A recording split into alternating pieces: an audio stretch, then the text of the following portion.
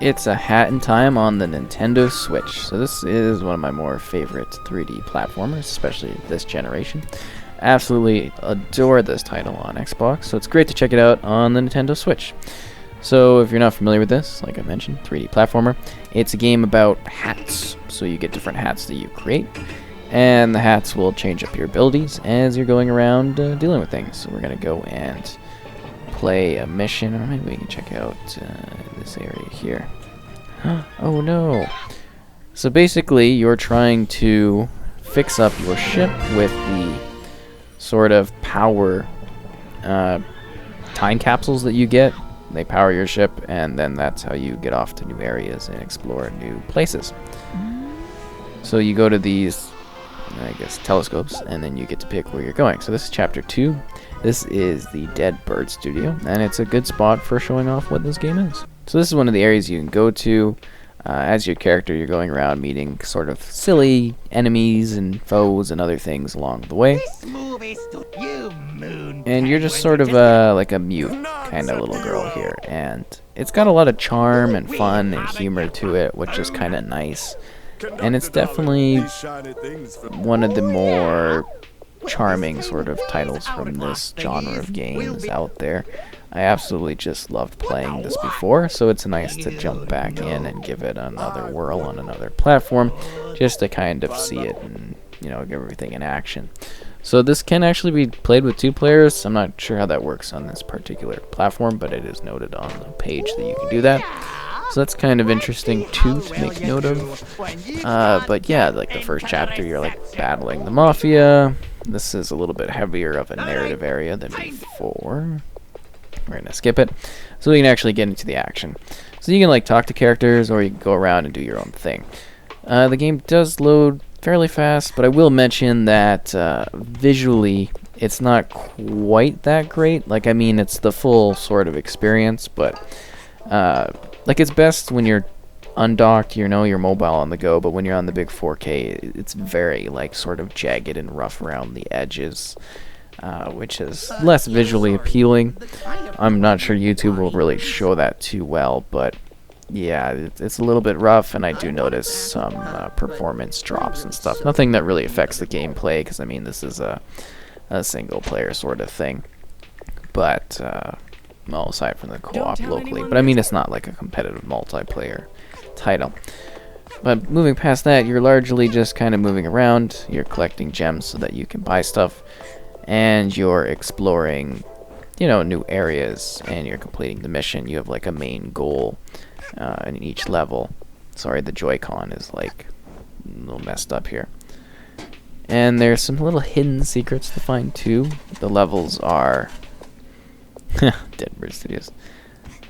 The levels are, you know, mostly linear in what they are, but they do offer a sort of open world environment that you can run around in. This one's specifically a bit more linear because it is like a studio level. But for the first few levels, you're on like this place called Mafia Island that I mentioned, and you know, you're kind of dealing with the mafia. And there's like some light combat available in it, and you got to use your little umbrella to do that, which is kind of fun. And they do a lot of like really silly things. There is an objective finder that you can use if you're ever having an issue finding where you're going, so that's CL. And it just kind of lets you know like what's up, where you're headed, what you need to do to get, you know, progressing forward. And you're seeing like just like the silly little lighthearted style of this game. It's got some charming music to it, which is really nice. A lot of levels, a lot of gameplay, and just like a lot of things you can do as you're platforming along, you know, trying to figure everything out. I think this is particularly great for the younger audience. Oh no, I got found! That's not good. Yeah, and then you get like this huge bill you rack up in this place because it's a little bit funnier, and you're not supposed to be trespassing in this this studio location, which is kind of neat. So there are some challenges to it. It's nothing too like difficult. No one will have like real problems playing this one. Some of the later levels are a little bit more, you know, hardcore, but for the most part, yeah, you shouldn't have any issues going through this and having a really good and just generally a lovely time with it, which is nice. You do get various challenges, as I mentioned. You have different situations of what you're supposed to do with the platforming, and the missions you have. Ooh, that was close. So close. Yeah, there we go.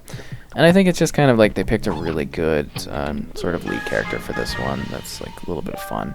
Oh, the relics. And again, like as I mentioned, you're trying to get hats. So there's like a yarn element to it too, where it's like, oh, I've got to collect the yarn things in order to get cool hats going.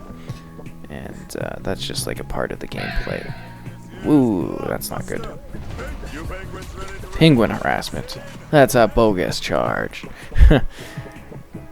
Oh no, I just fell right off the ledge. That was bad. That was very bad. But again, it's friendly and you have lives, and the checkpoints are pretty good too. You'll come across bosses as well, so, you know, just be wary of that. So they do offer quite a vast selection of gameplay and styles, and it's really just against this sort of charming world too. I mean, it's got like a nice little style to it that's really playful and fun. And you're never really sure what to expect because each level is kind of a little bit different. Sometimes they do little parodies of things as well. Like there's like a Murder on the Orient Express gets a bit of a parody situation, which is fun. Oh jeez. I gotta click that again.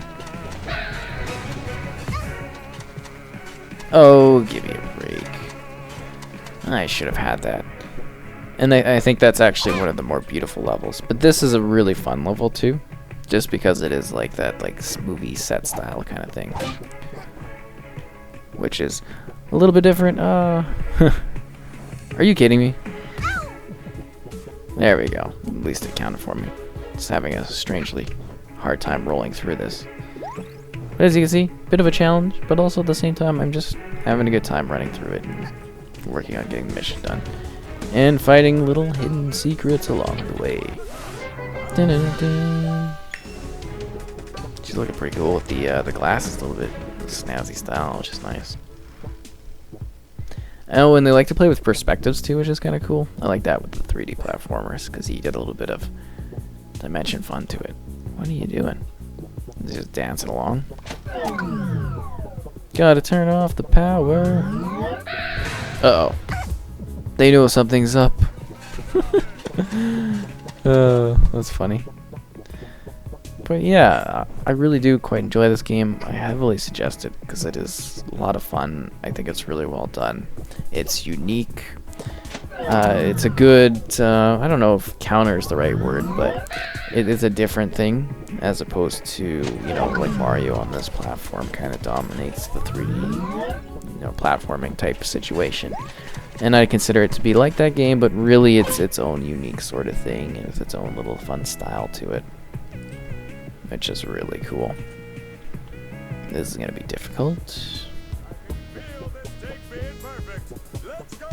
especially with the board there. Uh-oh.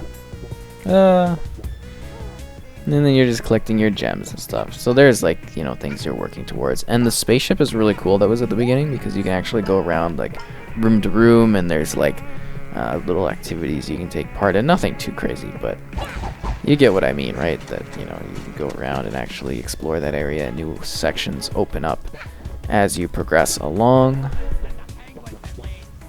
Ooh, that was close. Come on, bird, get out of the way.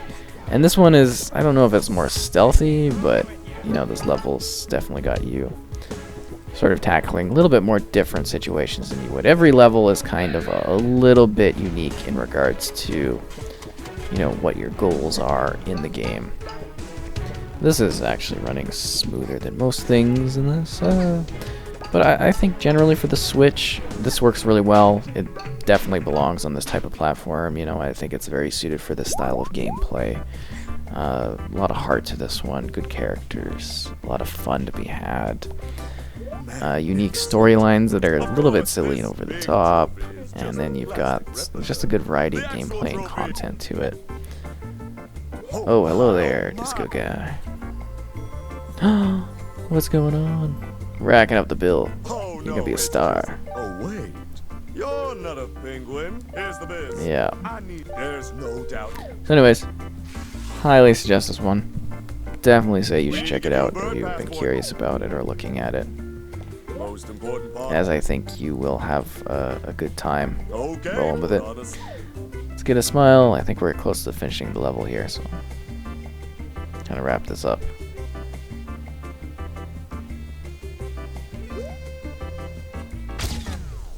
Uh-oh. Let's see how the picture.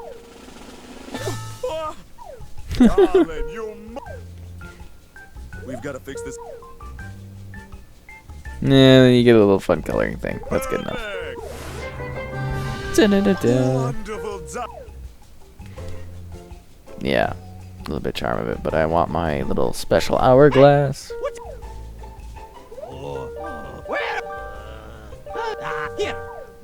I'm just kind of skipping through the story parts of it. It won't spoil anything. It's like a large story with like a bunch of different silly lands and stuff. Dun, dun, dun. That's what you're doing. You're aiming to grab those hourglass thingies because you need to fix your ship because you are a hat in time.